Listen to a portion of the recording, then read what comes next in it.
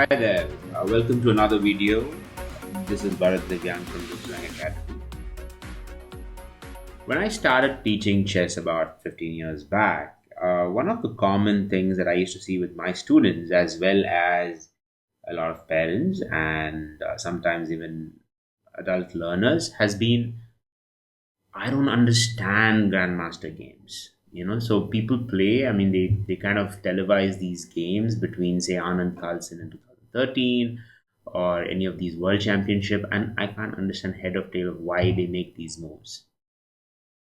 Um, yes, it's tough. It's not chess is not a spectator sport. Chess is not something where even if you kind of have a rudimentary understanding of the rules, you can really appreciate the game. I think games like baseball and cricket have a visual element to it, which is very easily understandable. Chess is very cognitive in that nature, which is why it makes all students of chess very, very smart. So, if you want to really, get into understanding Grandmaster games, this video is for you.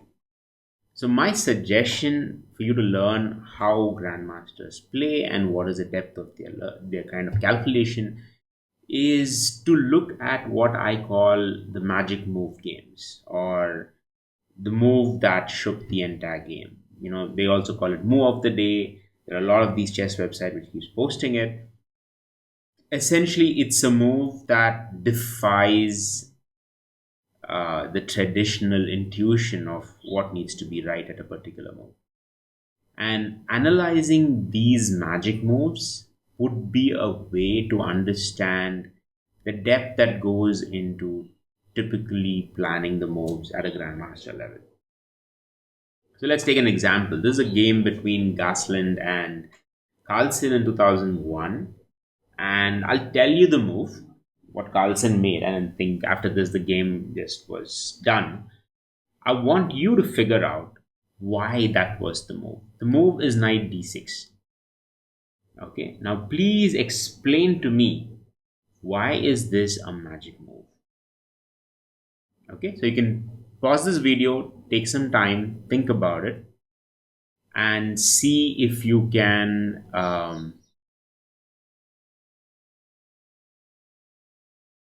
appreciate the depth of this move. Okay, welcome back. I hope you were able to spend some time at this position. So let me take you through the thought process here. Now, the first thing is that it's kind of like a discovered attack. Queen is attacking the queen. The queen doesn't have support, which means you just can't take the knight. So if white just says, oh, the knight is free, let me take this, then you lose the queen. So that's not possible. So what if you take the queen then? And then I could take the knight. That's a fair enough exchange, because if black takes it, then I'll be able to do this. Right? Why not do that? That's another problem. The problem with that is that rook takes rook and it's checkmate. So the king can't come here, and it's game over. So if these are not the possible cases, what should white do? You could say, okay, let me take rook takes rook. You take it back, the threat still persists. And now you need to save this particular square. You can't go back here because the queen will take you. As in, you can't go to g6 because queen takes queen. You can come here trying to prevent this particular checkmate, but I'll still have the same threat of trying to do a check. Queen takes it, distract the defender, and it's checkmate. So the queen really can't go anywhere. And even if he decides to go to this one square, which is basically like a supported square, then you could still try the same check, followed by the rook check, because in this case, if the queen takes it, it's a checkmate. And if the queen doesn't take it, then the only square for the king is to move here. And now you could play rook check, and it's a mate here because comes in. And the only way you can prevent this mate is queen takes rook, knight takes. And therefore ensuring that the game is strongly in black's favor. So that's the power of one move, because if you think about it, just before this move, everything was equal. right? Like materially, positionally, kind of black probably has a slight advantage. But this one magic move changes the entire game. Now, how is this analysis any different from analyzing a typical Grandmaster game? The problem with a typical game is that there's a lot of moves which lead to probabilistic outcomes, which means you don't know for sure this is the reason it was played. There's a lot of, it's possible it could be this or this or this, right? There's more probability involved. Whereas a magic move has more deterministic ideas, which means more certain ideas. You know for sure this is exactly what happened. Okay, let's try another position. The magic move here is bishop e3 check. In a way, this is kind of like the checkmate itself, right? Because the only possible move for black here is to capture the rook. So for white here is capture the rook. You start off with a check. Again, it's a forced move. Knight check. You have a forced move. Discover check. And mate. Because he's completely surrounded. So when you see a grandmaster game where bishop e3 is played and white resigns, you should try and see why did the other person resign. That's one way in which you can absolutely learn. Let's take another one which was a while back.